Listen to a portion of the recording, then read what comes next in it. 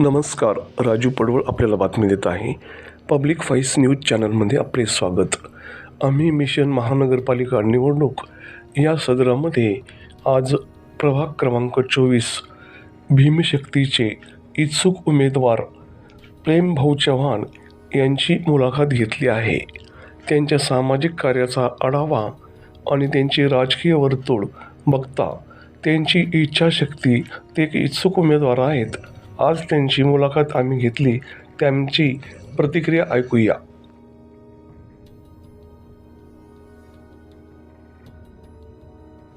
छत्रपती संभाजीनगर महापालिकेच्या निवडणुकीची धामधूम जोरात सुरू झाली आहे.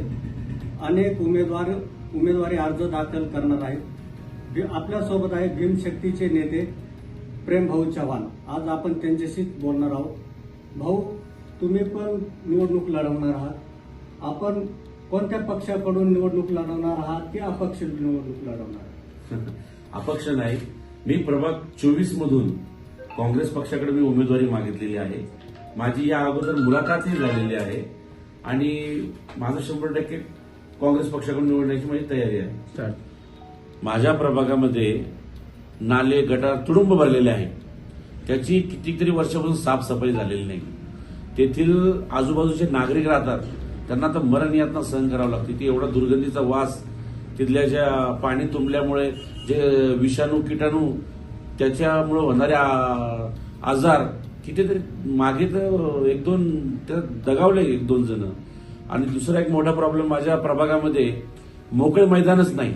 लहान मुलांना खेळण्यासाठी जागाच राहिली नाही. त्या ठिकाणी अतिक्रमण झालेले आहे. वयोवृद्धांना बसण्यासाठी सुद्धा जागा राहिलेली नाहीये. ही एक मोठी समस्या आहे. आणि विशेष म्हणजे माझ्या प्रभागामध्ये महानगरपालिका शाळा आहे, पण त्या अद्ययावत नाही.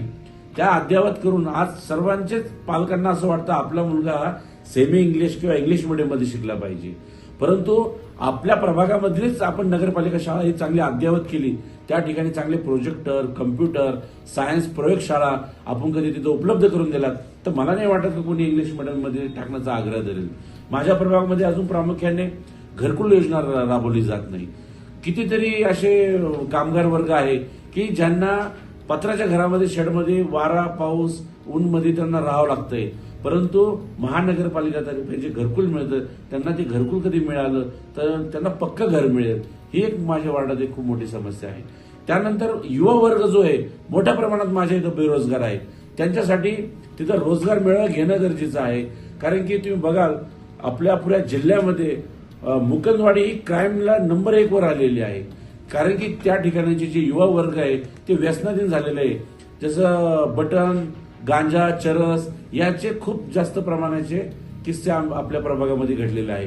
परंतु त्यांना याच्यामधून सुधारून त्यांना उद्योजक कसं बनवलं जाईल, त्यांना नोकरीला कसं लावलं जाईल, रोजगार मेळावा कसं करण्यात येईल, याच्यासाठी प्रयत्न झाले पाहिजे. मुकंदवाडीमध्ये आमचे महाराष्ट्राचे दैवत, रयतेचा राजा छत्रपती शिवाजी महाराज यांच्या पुतळ्याच्या बाजूला असलेलं देशीचं दारूचं दुकान, ही खूप मोठी आमची समस्या आहे. त्यानंतर शासनाच्या एवढ्या विविध योजना असतात त्या नागरिकांपर्यंत पोहोचवल्याच जात नाही. नागरिक आणि प्रशासनामधला दुवा जो असतो तो नगरसेवक असतो, त्यांनी या योजना पोहोचवल्या पाहिजे. ती बी एक समस्या खूप मोठी आहे. आमच्या प्रभागामध्ये प्रत्येक एरियामध्ये सीसीटीव्ही पाहिजे, कारण सीसीटीव्ही नसल्या कारणाने महिलाच्या सुरक्षतेचा खूप मोठा परिणाम आहे आणि चोऱ्या खूप होत आहे. हे खूप मोठा प्रश्न आहे. आणि आपली जी मुकंदवाडीला स्मशानभूमी आहेत, जी ख्रिस्त धर्माची, तिथं वडरा समाज असा अदर समाज आपल्या त्या ठिकाणी त्याचा अंत्यसंस्कार होतं.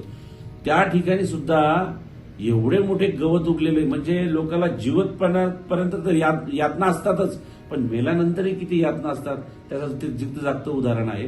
तर त्या ठिकाणी आम्ही मागच्या आंदोलन करून त्या ठिकाणी आम्ही निधी आणून तिथलं काम करून घेतलं, पण तरी तिथं अजून भरपूर कामे करण्यासारखी आहे.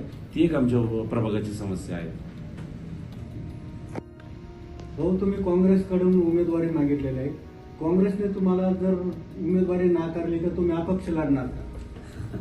मी अपक्ष नाही लढणार, परंतु या संबंधीचा निर्णय माझ्या प्रभागातील जनता निर्णय घेईल ना काय करायचं. मी अपक्ष लढायचं का नाही लढायचं हे माझी जनताच ठरवेल.